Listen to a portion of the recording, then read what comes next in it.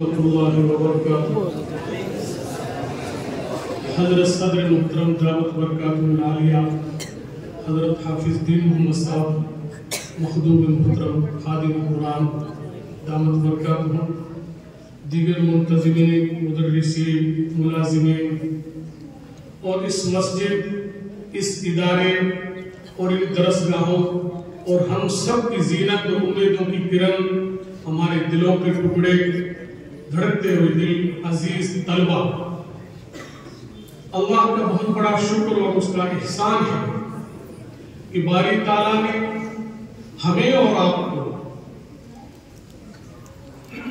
صوبہ راجستھان کی عظیم دینی درسگاہ مرکزی ادارہ ام المدارس جو رابطے کا دفتر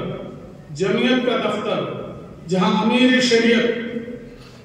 اس ادارے میں اساتذہ کرام کو خدمت کرنے کی عظیم دولت عظمیٰ سے نوازا، اللہ ان کو قدر کرنے کی توفیق عطا فرمائے۔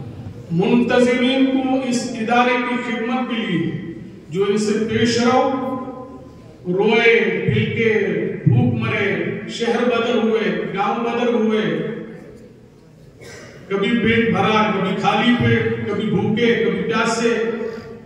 ان کی قربانیوں اور آہ سحر گاہی اور دین شریع کی بدولت ان حضرات کی انتظام ملا،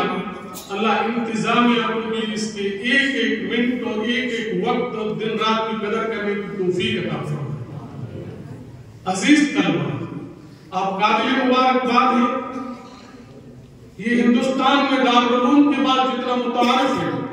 اتنا کسی ادارے کا ذکر نہیں ہے جہاں تک ہم گھومتے ہیں پھرتے ہیں دیکھتے ہیں، بلکہ لوگ کبھی کبھی کہتے ہیں وہ بڑے مدرسے سے دیوبند سے آئے ہیں، حالانکہ پوکھرن سے جاتے ہیں۔ تو آپ اس ادارے کی طالب علم ہیں،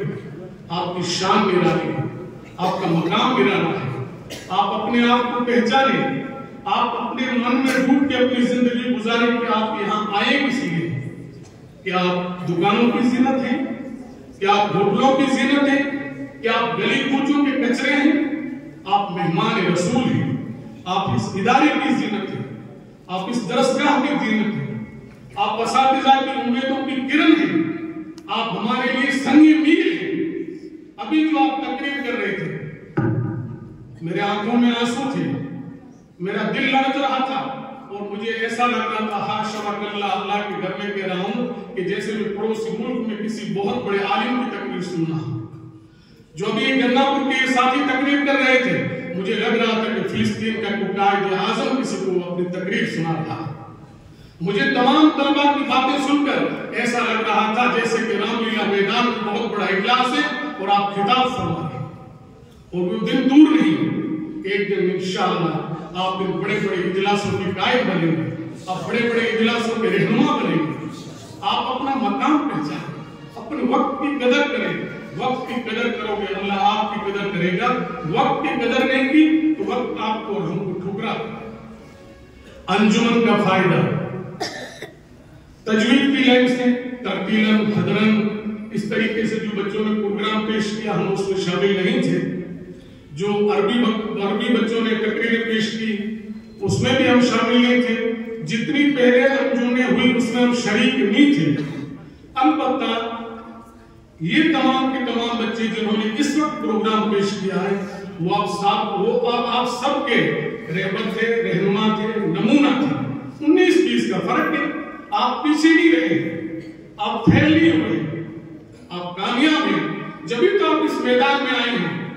یہ میدان تو ایسا ہے کہ صحیح طور سے اپنے باپ کا اور دادے کا نام بتا تو پسینہ آتا ہے، اور آپ نے اللہ کے نبی کی سیرت اتنا بڑا ہوگا، آپ نے جو قرآن کریم اور احادیث پر جو آپ نے اپنی تقریر اور آپ نے جو یہ پروگرام پیش کیا ہے قابل مبارکباد ہے۔ آپ کے اساتذہ اور عزیز طلباء جو پورا سال ارکریزی کے ساتھ ایک دم سارے وقت کو استعمال کرتے ہوئے راتوں کو جاگ کر صبح کو جلدی اٹھ کر اس منزل تک آپ اور ہم پہنچے ہیں، اللہ مزید اس میں ترقی عطا فرمائے۔ انجمن کی لائن سے ایک بات کہنے کی کہ 1984-85 کی بات ہے، ہم لوگ جب فارغ ہوتے ہیں تو ہم لوگ جمعہ پڑھنے آتے تھے تو سکونوں کے پیچھے چھپ کے نماز پڑھتے تھے۔ کہ کہیں نماز پڑھانے کا نمبر نہ آ جائے، کہیں خطبہ پڑھانے کا نمبر نہ آ جائے، کہیں تقریر کرانے کا نمبر نہ آ جائے۔ اور ایک جگہ تو ایسا ہوا، ایک امام صاحب کا انتخاب ہوا، پہلے امام نے خطبہ چھپا لیا، اب بیچارہ وہ گیا وہاں خطبہ ہی نہیں۔ اب ہمارے عزیز طلبہ کے لیے چاہے قرآن چھپا لو چاہے خطبہ چھپا لو، بے دھڑک آپ پیش کریں گے انشاءاللہ۔ اب وقت یہ آ گیا ہے کہ یہ رفالی کرنی پڑتی ممبر پہ کوئی مجھ سے پہلے نہ بیٹھ جائے، مجھے جان بیٹھنا۔ اتنی ترقی ہوئی الحمدللہ، اتنا شاندار قرآن، اتنی بہترین تقریریں، اتنی شاندار تعلیم۔ اب یہ جو آپ کو اس وقت آپ کا پروگرام ہوا، ایک چیز کہ آپ کمی محسوس کرتے ہیں،